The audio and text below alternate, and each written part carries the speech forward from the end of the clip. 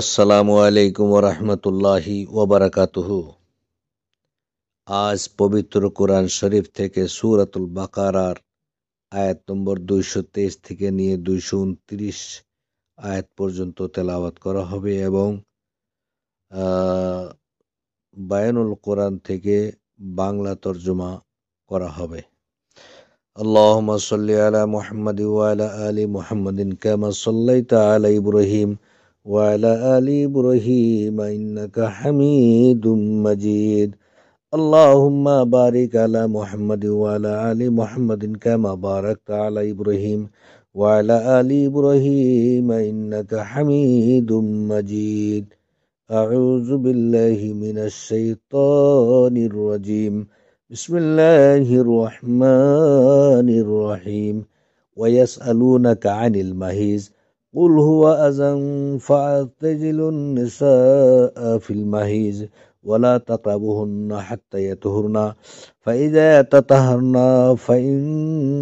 فإذا تطهرن فأتوهن من حيث أمركم الله إن الله يحب التوابين ويحب المتطهرين نساؤكم حرث لكم فأتوا حرثكم أن شئتم وقدموا لأنفسكم واتقوا الله واعلموا أنكم ملاقوه وبشر المؤمنين ولا تجعلوا الله عرضة لأيمانكم أن تبروا وتتقوا وتصلحوا بين الناس والله سميع عليم لا يؤاخذكم الله باللغو في أيمانكم ولكن يؤاخذكم بما كسبت قلوبكم والله غفور حليم للذين يؤلون من نسائهم تربص 4 أشهر فإن فاءوا فإن الله غفور رحيم وإن عزموا الطلاق فإن الله سميع عليم والمطلقات يتربصن بأنفسهن 3 قروء ولا يحل لهن أن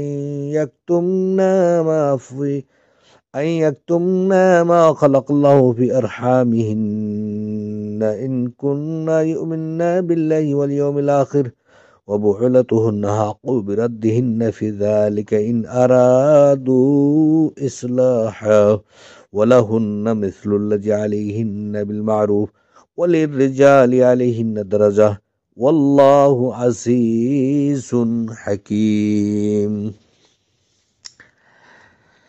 আর তারা তোমাকে হায়েজ সম্পর্কে প্রশ্ন করে, বলো তা কষ্ট, সুতরাং তোমরা হায়েজ কালে স্ত্রীদের থেকে দূরে থাকো এবং তারা পবিত্র না হওয়া পর্যন্ত তাদের নিকটবর্তী হইও না। অতঃপর যখন তারা পবিত্র হবে তখন তাদের নিকট আসো, যেভাবে আল্লাহ তোমাদেরকে নির্দেশ দিয়েছেন। নিশ্চয় আল্লাহ তওবাকারীদেরকে ভালোবাসেন এবং ভালোবাসেন অধিক পবিত্রতা অর্জনকারীদেরকে।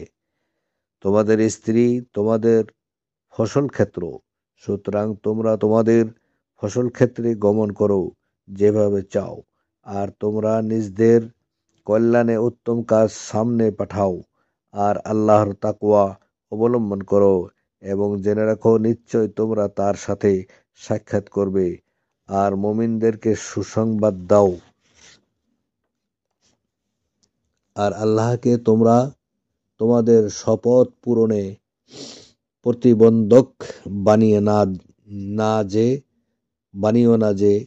তোমরা আল্লাহর নামে এই বলে শপথ করবে যে ভালো কাজ করবে না, তাকওয়া অবলম্বন করবে না এবং মানুষের মধ্যে সংশোধন করবে না।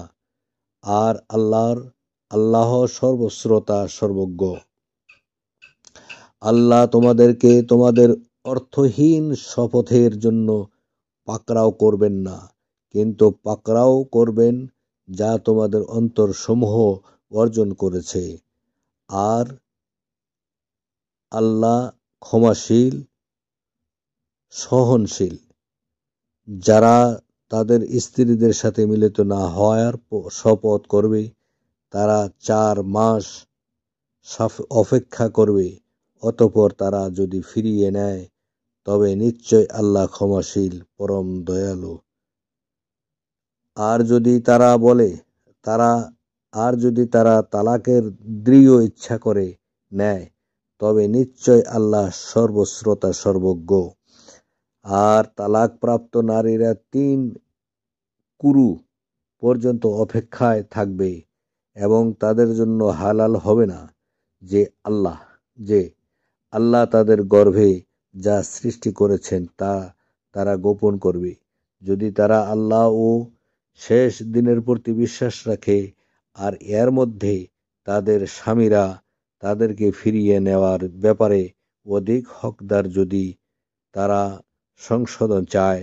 আর নারীদের রয়েছে বিধি মোতাবেক অধিকার, যেমন আছে তাদের উপর পুরুষদের অধিকার, আর পুরুষদের রয়েছে তাদের উপর মর্যাদা, এবং আল্লাহ পরাক্রমশালী এবং প্রজ্ঞাময়।